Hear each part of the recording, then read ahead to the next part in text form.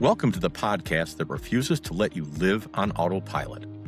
This isn't about motivation quotes or someday plans. It's about real tools, clear decisions, and the strategies that turn intention into momentum. Your presenters are coaches and truth tellers who live this work. They help people break stuck patterns, cut through the noise, and build lives that actually move forward. No theory, no fluff, just execution. This is for people done circling the runway, ready to choose growth over comfort, ready to build their best life on purpose. Lean in. Here are your hosts, Christine Baylor-Goodlander and Melanie Olivieri. Hello, beautiful people, and welcome to Collaborative Growth. Christine and Melanie are here again to talk to you today about the inner game of success. So let's get you some spiritual tools for real life. And you can turn inspiration into action and help design a life you love without needing to become a monk or meditate on a mountaintop. You like that one, huh? Yeah, no mountaintops No for this girl. mountaintops. Okay, so today we want to let you in on a little secret. You don't have to escape your daily responsibilities, rolling out of bed, wrangling the kids, scrambling the eggs, or even those endless Zoom meetings to experience more clarity, confidence, and joy. The most powerful spiritual tools are meant for our everyday, messy, beautiful lives. So here's the real talk. The difference between feeling stuck and feeling unstoppable isn't determined by circumstances. It's determined by your inner game. And the strengthening your inner game is a skill that you can build starting today. So imagine trying to steer a ship through a stormy sea. The waves toss you around, but if your inner compass is strong and your sails are set right, you remain unshakable. And that's what these tools are all about. So let's start with a tool you've probably heard about before. We're going to start with affirmations. And yeah, you can roll your eyes and you can say affirmations. I've heard that before. They're not just fluff. I know we tend to think of them as like, aren't they just fluffy feel-good statements? Are they feel-good statements? Yes. They can be very, very positive. But they're not fluff. They help to change your brain. We had a client, and it was Sarah, and she just felt like overwhelmed at work, and she doubted her ability to lead into any new project. She didn't have a lot of self-confidence. So every morning, she committed to some affirmations. And she basically said, I am resourceful, I'm capable, and I am supported. And at first, it felt really awkward. And when they say fake it till you make it, it really does work. I know, I'm an affirmation person. And they've made a lot of changes in my life too. But,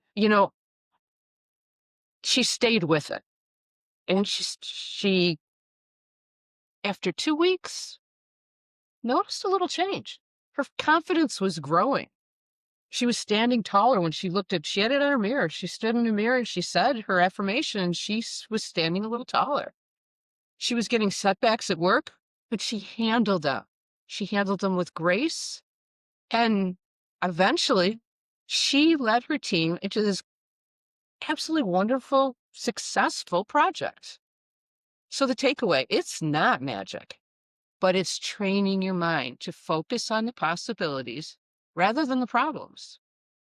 So pick one positive I am statement and repeat it each morning for a week and see how you feel. So the next thing to think about is gratitude. Now, you've heard it before, but gratitude is actually a spiritual power move. It changes your lens on everything. So here's a tip. Don't wait for big moments. Practice micro gratitude right in your daily chaos. Driving carpool? Thank the universe for reliable transportation. Doing dishes? Express gratitude for a meal that you shared. Personal moments? I used to rush through my mornings, but when I started listing, 3 different things that I was grateful for, sometimes just my warm coffee, a child's laughter, a friendly neighbor, it rewired my day. And suddenly problems seemed smaller and the solutions seemed bigger. Yeah.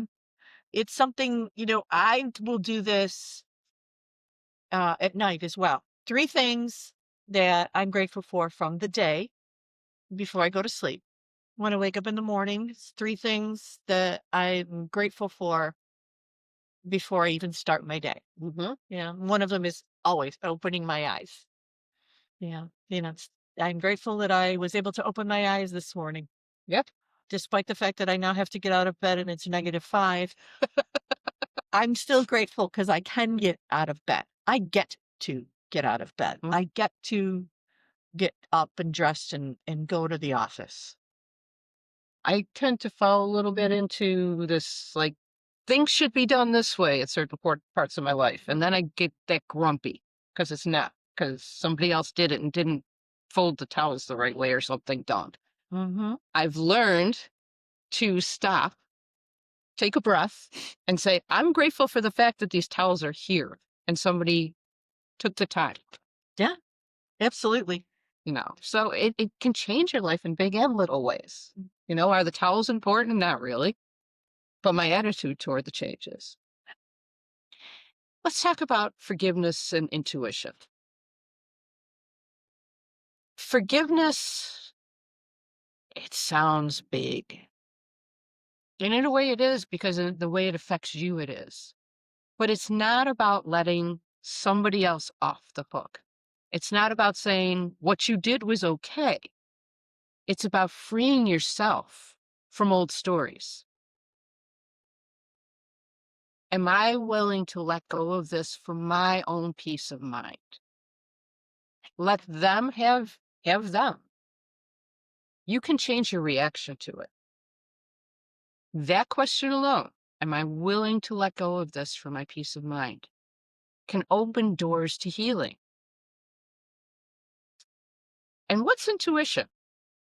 Intuition's that gentle nudge or that gut feeling. It's your inner GPS. Rather than second guessing yourself, get still for a moment and ask, what would my wise future self do? You'll be amazed at the guidance you can receive in the silence between the thoughts. One of my clients recently was stuck making a big decision, and for a couple of months she was in for sessions with me, and she was debating back and forth, back and forth. When she finally allowed herself to quiet her mind and listen inwardly, the answer became very clear for her, and it changed the whole rest of her year. So let's bring this home. You don't need to overhaul your schedule or retreat to the Himalayas. God, thank God. To live more powerfully. Layer your practices right now. Layer them into your existing life. Start your morning with one piece of gratitude and one affirmation. Pause during the day. Allow yourself to see exactly where you are and what your intuition is telling you. When something comes up that makes you resent something or someone,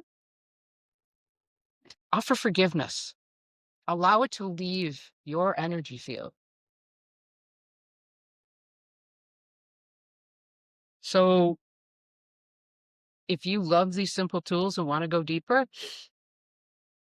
what should they do? Well, they should reach out to us so that we will be happy to send you your daily spiritual practice checklist. So it's full of easy steps to stay centered and strong, and no matter what life throws at you. So send us a message. either here at the podcast or, on social media, and we'll be happy to send that off to you. And, join our podcast. Stay with us. Share it with others. Like, subscribe, click that little bell. It'll notify you when we put up new stuff. And if you have a question that you want to share your results with us or something you want to ask us, DM us. We're on Instagram at Collaborative Growth Coaching, or tag one of us in your journey and we'll be happy to chat with you. So remember that your inner game creates the outer results. You're more powerful than you know, and together we're building a world full of brave thinkers. So until the next time we see you, keep dwelling in your limitless possibilities, and we will see you soon. Bye for now.